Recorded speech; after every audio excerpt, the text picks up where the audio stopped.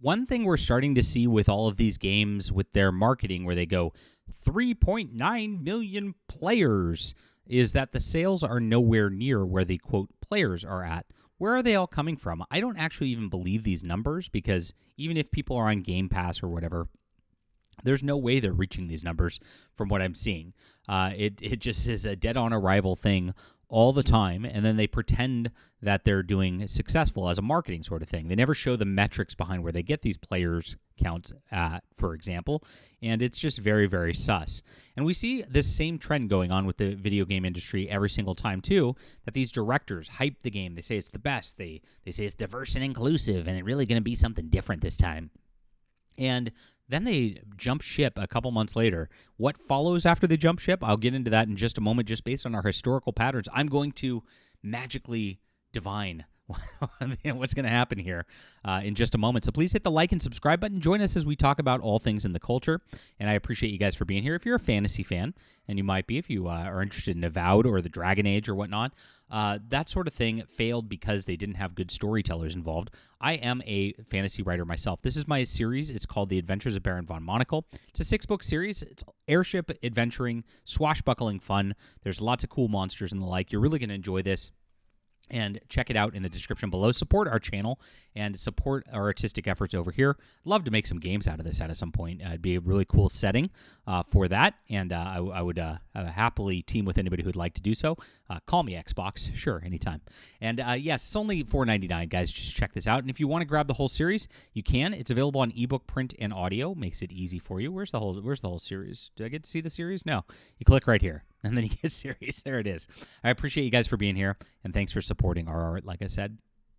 So, Carrie Patel, game director for an Obsidian's recently released Avowed game, has left the company to take a position at Netflix, of all places. So you get these women involved in this, and these strange women who are just weird woke weirdos up in Seattle, Washington, a bunch of liberal activists, and they just destroy everything they touch. This seems to be a pattern, my friends, because you look at this, you see who's behind it. It's always like a strange white woman, or it's a man pretending to be a white woman. In the case of Dragon Age, and it's like the same thing every time. You hire these weirdos. They do what gamers don't want, and because they are white women, middle-aged women who are just cat ladies, they don't understand what gamers want, which is a predominantly white male sort of deal. And so they add all the weird diversity crap to everything, and it ruins everything before it even gets off the ground. It's exactly what happened with Avowed. That's exactly what happened with Dragon Age: The Veilguard, and we see some patterns here. Because right after Dragon Age: The Veilguard came out, and it just bombed. This was a game that was supposed to have 500,000 players concurrent at a time. It peaked at like 76, and nobody was playing it, and they spent a ton on that game. It just absolutely gutted their organization. And before everything was going down, the Corrine Bush dude, who was responsible for it and was responsible for a lot of the wokeness of it, jumped ship before, you know what was coming? Layoffs were coming to the company, and they had massive layoffs right after that. Everybody was cut. They were talking about how shocked they were. I wasn't shocked. This is happening in the industry right now. 11% of the video game industry from last year is no longer employed. It's a sinking ship right now because there's so many AAA games that were so expensive to make, and there's so many of these positions that were just retarded that it's just a big, big problem for all these people. So this is what I think is happening with Carrie Patel right now, who is now leaving for a Netflix position. Oh, joy. She announced this, and she joined Netflix in its night school, a Netflix game studio. On LinkedIn, she wrote, "I'm happy to share that I'm starting a new position as game director at Night School, a Netflix game studio." So I guess Netflix is really going to try to ramp up their game production, and what they're going to do is do the same thing that every mega corporation does. They make the mistake of hiring these leftist she-her weirdos out there. You can see the corporate art on her profile. She says this like is a happy, look at that happy cake. What is with this art? This art style has to be one of the worst, laziest, awful things that ever has come out of our society. I gotta tell you that right now. And that's exactly what we have going on right here. And you can tell just by the art style that she picks with this, the corporate style art style that is just disgusting, what she's going to do with games at Netflix. And Netflix wants this. Netflix still is in a spot as a giant corporation where they think that this DEI sort of thing, this like feminist sort of thing, is where the future is hold, and they're trying to push this in all their content even still. People tell me DEI is dead. Yeah, it is in the fact that, like, these franchises that you loved before, they go DEI, you stop playing them and you stop caring about them. That's true. But on the other front, these corporations are still doing the exact same thing, and just it's like a circular firing squad of the same people. You see this in comic books too, where, yeah, I'm a big comic book guy. Marvel and DC just hire all the same people over and over and over again and then expect different results when they do it. This is what the video game industry does as well. These are insular little networks. They're whisper networks. They're clout networks. It's all about nepotism in these industries more than anything else, and identity, and that's who gets hired at these spots. So Netflix is about to have a very, very expensive mistake in this person right again. According to her LinkedIn profile, she's been at Obsidian for nearly 12 years as a narrative designer for Pillars of Eternity. She became narrative co-lead for Pillars of Eternity 2. She became senior narrative director on The Outer Worlds, and then she became game director of Outer Worlds as well as Avowed. So she made her way up through this company. Avowed failed massively, of course, and then she jumped ship before there's going to be problems. And that's what I see here happening with a lot of these things. Like I said, this is a almost carbon copy situation for Corrine Bush with Dragon Age, jumping ship and then going and working for a Dungeons & Dragons property, and of course failing upward in the process before the layoffs can actually happen.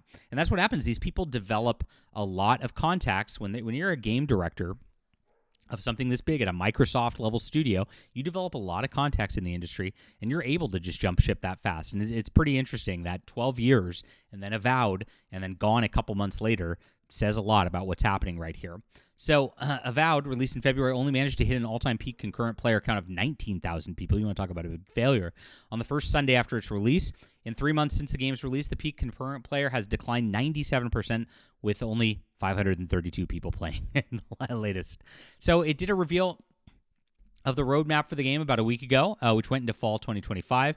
They were planning a game plus, another mode. There were going to be actual downloadable content coming, and I think that's going to all be stopping now. This is going to be something that's all going to be shut down very, very shortly. So Patel infamously pitched it, saying they should expect a little jank within the game. Oh, how nice. When asked by MinMax YouTube channel, is a little jank kind of a good thing? Is that a good thing, as they say at the end of the IGN articles? ... She responded, "You got to accept a little jank to do something fun and creative. I guess a little jank, my friends." Right there. So as for what she's working on in Night School, it's not clear at this point, but this is what's happening. She's moving over to Netflix. And as I said, this is an obvious precursor for what goes on. You have a massive RPG with a massive team. You build this up at a studio like Obsidian. It fails massively. This failed even worse than Dragon Age, but I'm sure the budget wasn't as much either. And, of course, we saw that cookie-cutter pattern of what happened with Dragon Age the Veilguard. Corrine Bush failed upward, is now working at a studio working on a Dungeons & Dragons game, which gosh, what a terrible thing for Dungeons & Dragons fans. And now she's failed up here to move to work on Netflix. What's going to happen in a couple weeks or a month or whatever is we're going to hear Obsidian layoffs of all the people below her who don't have enough clout to just maintain their position within the industry. She jumped ship early because she sees what's going on in this studio. The leftists always do this type of stuff. They always just build their credentialism within these little systems. Now she's worked for Microsoft. Now she's worked for Netflix. Now she's now she could be a CEO, right? That's how these kind of things work, and it doesn't matter whether they succeed or fail because they got that on their resume. Very, very sad to watch how this works. Leave a comment down below with what you think about this. Please hit the like and subscribe button. Do you think I'm accurate on my prediction that there's going to be layoffs coming? Let me know. And check out my For Steam and Country. If you like a good narrative, a lot of fun, good fantasy right here, you will absolutely love this. Carrie, if you want to make this into a video game, call me. I'll option this to Netflix, but I want creative control of the story because I know exactly what happens if things get changed. Grab this in the description below. It's available on ebook, print, and audio. Got a full series of 6 books if you want to check that out. We'll be back soon.